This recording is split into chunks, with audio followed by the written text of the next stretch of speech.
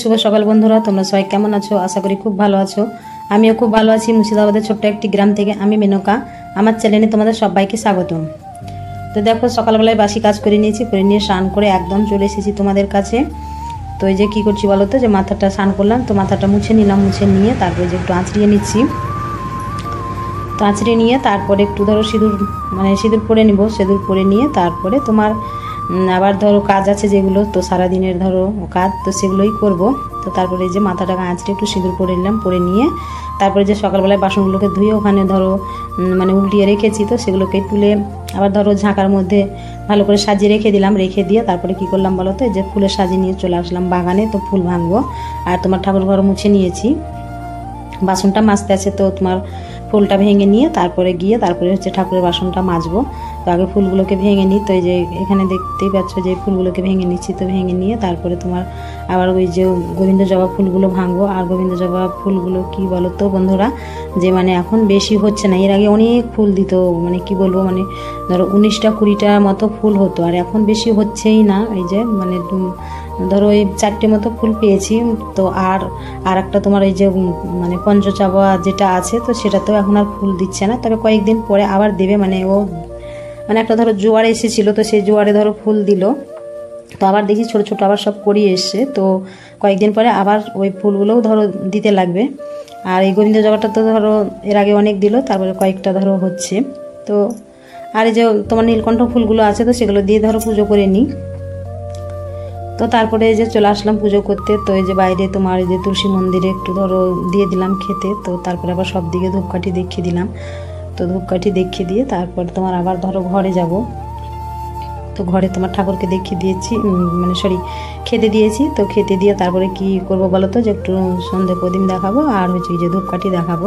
তো বাইরে আমি ধরো সন্ধে প্রদীপ দিই না, শুধু ধূপকাঠিটাই সব দিকে দেখিয়ে দিয়ে তারপরে যে ঘরে এসে তোমার এই যে সন্ধে প্রদীপ আর ধূপকাঠি ঠাকুরকে একটু দেখিয়ে দিচ্ছি। তো দেখিয়ে দিয়ে তারপরে প্রণাম করে আবার ধরো রান্নার ধরো তাড়া আছে। কেন বলো তো, যে তোমার আজকে হচ্ছে আমাদের মাঠে কি বলো তো, যে সিম লাগিয়েছে। তো সেই সিমের জমিতে মুনিশ লাগানো হয়েছে ঘাস নিড়ানোর জন্যে।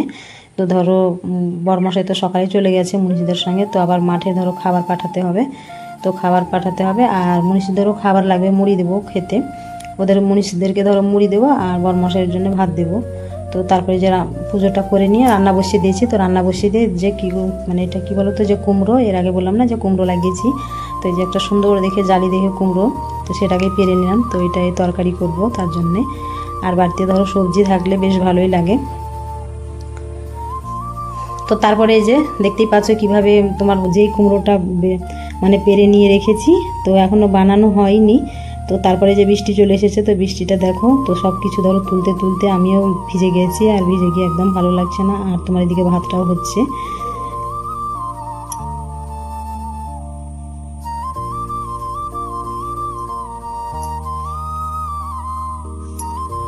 তো তারপরে যে বৃষ্টি ছাড়ার পর আবার চলে এসেছি রান্না করতে। তো ভাতটা হয়ে গেছে, তো ভাতটা নামিয়ে নিয়ে তারপরে এই যে তোমার চলে আসলাম আবার তোমার রান্না করতে। আর বৃষ্টি হোক রোদ হোক, যতই ধরো গরম পড়ুক, রান্না তো করতেই হবে। তো তার জন্য ভাতটা নামিয়ে নিয়েছি। নামিয়ে নিয়ে তারপরে এগুলো হচ্ছে বরবটি আলু। তো এই বরবটিটাও ধরো আমাদের জমির বরবটি, বরবটিও লাগিয়েছে। তো আজকে বরবটিও ভাঙতে যাব মাঠে। তো বিকেল দিকে যাবো ভাবছি, তো দেখা যাক কখন যেতে পারছি, আগে রান্নাটা করে নিই। তো তারপরে বরবটি আলু ভাজাটা করে নিলাম, করে নিয়ে তারপরে যে মসুর ডাল করছি তোমার পেঁয়াজ দিয়ে। তো মসুরির ডাল পেঁয়াজ দিয়েছি, আর তোমার কি বলতো রসুনও দিয়েছি এর মধ্যে। পেঁয়াজ রসুন দিয়ে মসুর ডাল করলে বেশ ভালোই লাগে খেতে, তার জন্য আমি ধরো বেশিরভাগ ধরো পেঁয়াজ রসুনটা দিয়ে একটু বেশি করে দিই ডালের মধ্যে, তো খেতে বেশ ভালো লাগে। আর তোমার এই যে কুমড়োটা পেরেছি, তো তোমার অর্ধেকটা কেটে নিয়েছি। কেটে নিয়ে ওটা কী করবো বলো তো, ওটা হচ্ছে যে মুগ ডাল দিয়ে করব। আলু দিয়েছি এর মধ্যে একটা, আর কুমড়ো আর মুগ ডাল। তো এর আগের দিন একদিন করেছি, তো খেতে ভীষণ ভালো লাগছিলো। তো আবার আজকে মুগ ডাল দিয়ে তোমার কুমড়োটা করলাম। তো এই যে একটু ভাজা মশলা দিয়ে দিলাম, খেতে বেশ ভালো লাগবে তাই। আর ভাজা মশলাটা দিলে বেশ সুন্দর লাগে খেতে। তোমার রান্নাটা হয়ে গেছে। তো রান্না হওয়ার পর তারপরে উনুনটাকে লিখিয়ে নিয়েছি। লিখিয়ে নিয়ে তারপরে চলে আসলাম তোমার এই যে কলপাড়ে। তো কলপাড়ে এসে যে রান্না করলাম সেই বাসনগুলো ধরো আছে, তো সেগুলোকেই ধোয়া মাজা করব। তো আগে মাজা ধোয়া করে নিই। তো তারপরে ধরো হাত পা ধুয়ে তারপরে কী করবো বলো তো, যে বৃষ্টি হয়ে গেল। তো বৃষ্টি হয়ে যাওয়ার পর কী বলো তো, যে বললাম না যে বরমশাই মাঠে ছিল, মুনিশ নিয়ে জমি নিয়ে ছিল, তো বাড়ি চলে এসেছে। তো বাড়ি এসে তারপরে আবার কী করেছে বলো তো, যে বরবটি ভাঙতে আসে আমাদের জমিতে, তো ও এসে ধরো খায়নি, মানে মুড়ি পাঠিয়েছিলাম, তো সেই মুড়িটা ধরো মুনিশদেরকে মুড়ি দিয়েছি, তো আবার বলেছে যে ভাত খাবে না, তাই বলেছে যে মুড়ি খাবো তাই বলেছে। তো আবার ধরো ওকে মানে মুড়ি দিয়ে দিয়েছি, মুনিশদেরকেও মুড়ি দিয়েছি আর ওকেও মুড়ি দিয়েছি। তো মুড়িটা ধরো খেতেই পারেনি, তার করতে করতে ধরো বৃষ্টিটা চলে এসেছে সকালের দিকেই। তো তোমার কি বলো তো, ও বাড়ি চলে এসেছিলো, এসে তারপরে আবার দেখছে যে মেঘ করছে, হয়তো বরবটিগুলো ভাঙতে পারবো না। তখন আবার মেঘলা মেঘলা দিন আবার বরবটি ধরো এমনিতে সবুজ গাছ, আবার বরবটিও সবুজ, তখন ধরো মেঘলা দিনে আবার ভালো দেখতে পাওয়া যাবে না। তো তার জন্য কী করেছে বলো তো, ও বাড়ি এসেছিলো মাঠে থেকে, এসে আবার ধরো মানে সব কিছু ধরো রেখেছে মাঠে, যেগুলো নিয়ে গিয়েছিলো ধরো, তো সেগুলো রেখে আবার মাঠে চলে গেছে বরবটি ভাঙতে। তো আমি যে বাসনগুলোকে ধুয়ে নিলাম, ধুয়ে নিয়ে তারপরে যে একটু ভাত নিয়ে বসে গেছি। তো তারপরে আবার বড়মশাইয়ের জন্য ভাত নিয়ে আবার মাঠে যাব আমিও।